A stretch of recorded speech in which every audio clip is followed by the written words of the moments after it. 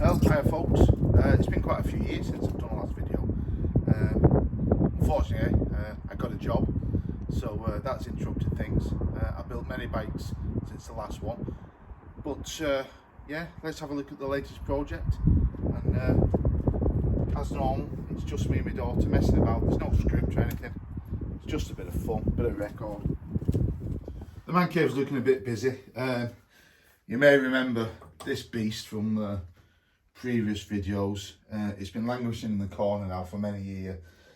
I keep kind of having an attempt at it. It's a GS Style S. I've had it 20 odd years. I just need to get it finished, done. Everything's been done now, so it's a case of bolting it together. But I'm not a massive fan of these big four strokes. They don't hold anything for me, so it's kind of it's become a bit of a challenge really to get the motivation to do it. But after doing 4 LCs, the black one, my 350, is in the January edition of Practical Sports Bikes 2022, so there's good write up on that. That's turned out to be a splendid bike. I've got a lovely little candy blue 250, mint has come out the factory. I've got another one ready to sell and another one which is not too tidy, so I'll be selling the other one in the new year or probably March. Good news is it looks like prices have come down a little bit, which is good for us enthusiasts.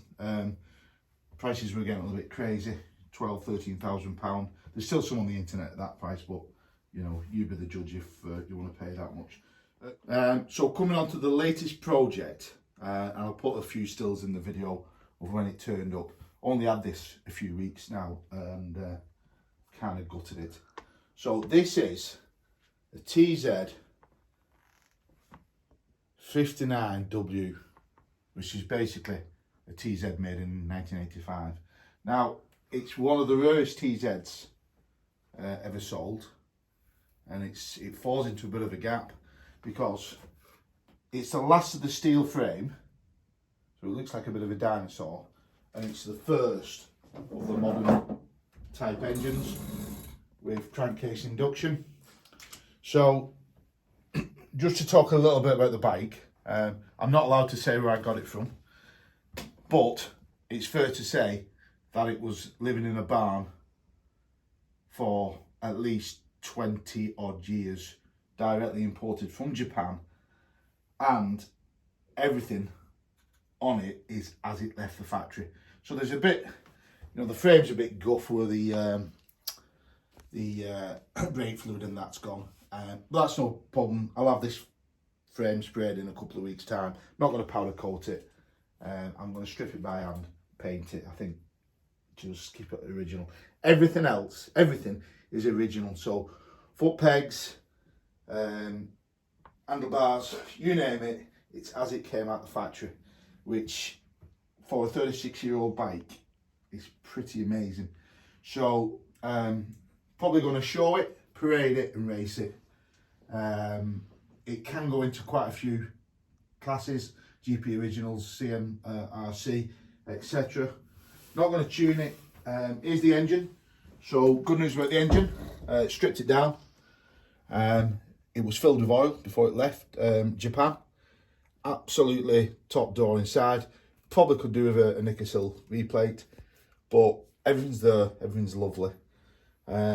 Looks like the L motor, but the main difference is crankcase induction. Only 2 petal reed valves, as the later model, the W I think it was, not quite sure, went to 3 petal. Carbs were a bit minging, cleaned them up over the holidays, as you can see. I mean, took them apart as new. 38mm Kunis. Swing arm, come up a treat. Wheels, come up a treat. Had a little bit of, I wouldn't even say it was pitting, it looked like it was more like where the oil off the chain had gone and it just stood. Now, at best guess, I think these are anodised ex-factory. And I have rubbed a little bit of the anodising off, so I'm probably just going to try and brush in that effect again. So obviously, I can't be bothered getting them re-anodised, but again, it's all great stuff. super donking, great big standard shock. I'll get that sent away next week. Stripping the front end off today. It's not going to take me a long time. Everything looks like it's worked. We've not had it running. My mate's just done the, they've got a funky little battery charger that comes with them, and the battery sits in the fairing. It's got original Yamaha fairing and seat unit. I'm not going to use them if we race. I'll get replicas. I've got absolutely mint ball pipes. One of them needs a, you'll not see it on the video anyway, one of them needs a little bit of welding, but flipping heck, you just can't get this stuff anymore. So, you know, you can even see, I mean, I've not even cleaned that bolt yet. You know, this is the condition of the bike, you know. It's just going to end up being mint ball. But again, I'll probably get somebody like Mick Abbey or somebody to build me a set of replica pipes. So that's kind of it. Front end off today. Clean the frame up. Buy a load of bits. Get the motor back in the frame. Need somebody to do some bore measurements on it. Like I said, the nicker sill's okay. Still, I won't even say it's tarnished, it's just discoloured, and I'm not a massive expert on these engines, so as I build my network of people, I'll understand a little bit more about the engine. But yeah, I mean, I really like it. It looks very much like the later YPVS frame. Everything's straight. I mean, to get something straight on a steel frame at 36 years old, it's quite astounding.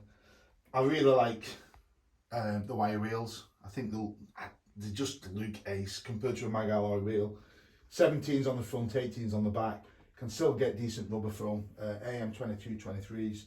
My mate tells me that you're not allowed to run wets in GP originals. So again, saves money on it. It's just one set of wheels. That's kind of it. Even the brakes, I mean, just pop the pistons out, not a mark on them, bit of paint, couple of seals in, everything's good to go. Yeah, I'm pleased with it. I've wanted one for a long time. It took a lot of finding.